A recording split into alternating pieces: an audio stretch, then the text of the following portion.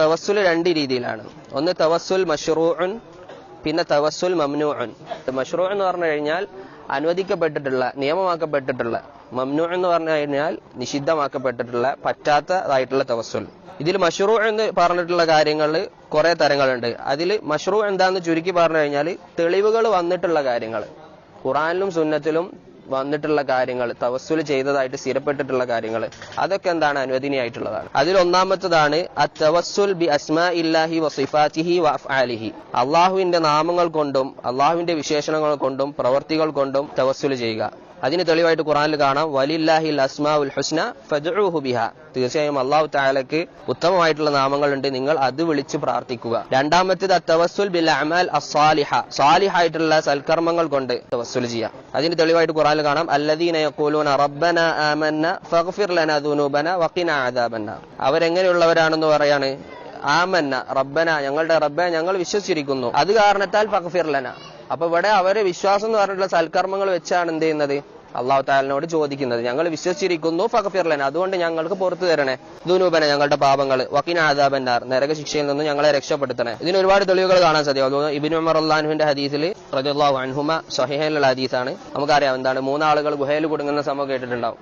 അതിൽ ഓരോ വ്യക്തിയും എന്ത് ചെയ്യുന്നുണ്ട്, അവര് ചെയ്തിട്ടുള്ള സൽക്കർമ്മങ്ങൾ വെച്ചിട്ടാണ് എന്ത് ചെയ്യുന്നത്, അള്ളാഹുവിലേക്ക് തവസ്സുൽ ചെയ്യുന്നത്. ഒരു വ്യക്തി പറയും ഞാൻ മാതാപിതാക്കളെ ചെയ്തിട്ടുള്ള നന്മ എടുത്തു പറയും. മറ്റു വ്യക്തി വ്യഭിചാരത്തിലേക്ക് എത്താൻ പോയിട്ട് അത് ഉപേക്ഷിച്ചത് പറയും.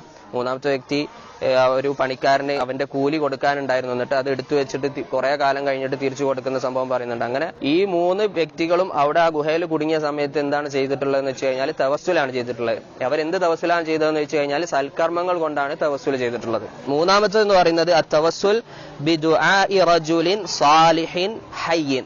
ഒരു സാലിഹായിട്ടുള്ള ഒരു വ്യക്തിയുടെ, ജീവിച്ചിരിക്കുന്ന വ്യക്തിയുടെ ദുആ കൊണ്ട് എന്ത് ചെയ്യുക, തവസ്സുൽ ചെയ്യുക. അതായത് സാലിഹായിട്ടുള്ള ഒരു വ്യക്തിയുടെ അടുത്ത് പോയിട്ട് എന്ത് ചെയ്യുക, അള്ളാഹുവിനോട് ദുആ ചെയ്യാൻ വേണ്ടിയിട്ട് പറയാം. ഇത് തവസ്സുലാണ്. പക്ഷെ എന്തായിരിക്കണം, അവിടെ പ്രത്യേകം പറഞ്ഞ എന്താണ്, ഹയ്യി, ജീവനുള്ള ആളായിരിക്കണം. അപ്പം മയ്യത്തിന്റെ അടുത്ത് പോയിട്ട് ചോദിക്കൽ എന്തല്ല, അത് ഹലാലല്ല, മറിച്ച് അത് ശിർക്കാണ്. അതിന് തെളിവായിട്ട് കാണാം ഉമർ റളിയല്ലാഹുവിന്റെ ഹദീസിൽ സ്വഹീഹ് മുസ്ലിമില് ഉവൈസ് അൽ ഖറനീന്റെ ചരിത്രം നിങ്ങൾ കേട്ടിട്ടുണ്ടാവും. ഉവൈസ് അൽ ഖറനി എന്ന് പറഞ്ഞാൽ അഫ്ദലു താബിയാണ്, താബിഈങ്ങളിലെ ഏറ്റവും ഉത്തമമായിട്ടുള്ള ആളാണ് ഉവൈസ് അൽ ഖറനി റഹിമഹുല്ലാഹ്. അതിന് നബി സല്ലല്ലാഹു അലൈഹി വസല്ലം പറയാണ് ഉമർ റളിയല്ലാഹുവിനോട്, യതി അലൈക്കും ഉവൈസ് ബിൻ ആമിർ മാ അംദാദി അഹ്ലിൽ യമൻ.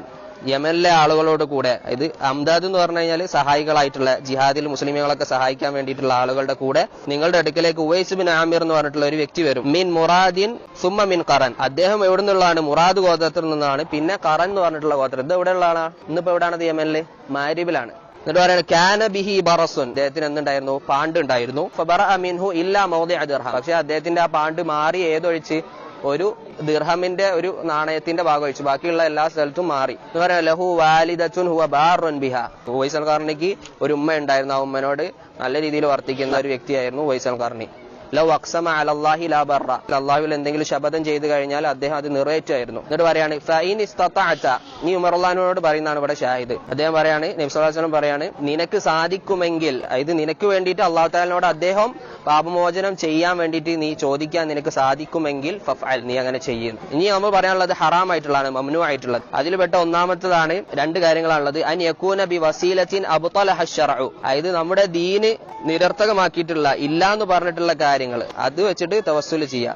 ഏതുപോലെ തവസ്സുലിൽ മുശ്രിക്കീന ബിആലിഹതിഹിം. മുശ്രിക്കീങ്ങളുടെ അവരുടെ ഇലാഹുകളെ കൊണ്ട് ചെയ്യുന്ന തവസ്സുൽ പോലെ. ഇതെന്താണ്, ഹറാമാണ്. രണ്ടാമത്തത് അൻ യകൂന ബി വസീലത്തിൻ സകത അൻഹ ശർഅ.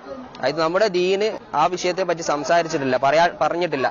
അപ്പൊ അങ്ങനത്തെ കാര്യമായിട്ടുള്ള എന്ത് കാരണമാണെന്നുണ്ടെങ്കിൽ, എന്ത് വസീലത്താണെന്നുണ്ടെങ്കിൽ അതും എന്താണ്, ഹറാമാണ്. വഹാദ യകൂന ബിജഅലി മാ ലം യജഅൽഹു അശ്ശറഉ സബബൻ സബബ. നമ്മുടെ ദീനിൽ ഒരു കാരണമാക്കാത്ത ഒരു കാര്യം, അള്ളാഹു കാരണമാക്കാത്ത ഒരു കാര്യത്തിന് എന്താക്കുക, കാരണമാക്കുക.